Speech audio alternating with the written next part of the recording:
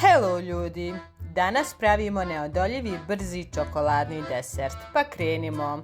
Za ovaj desert nam je potrebno 200 g istopljenog maslaca, 250 g šećera, to sve dobro umutiti pa dodati 4 jajeta.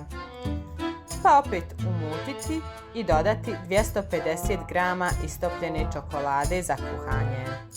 Zatim sve sjediniti pa dodati 2 kašike nutelle.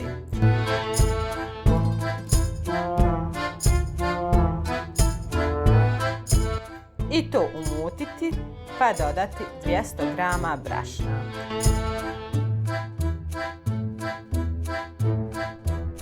Pa opet umutiti i dodati 2 kašike kakaa.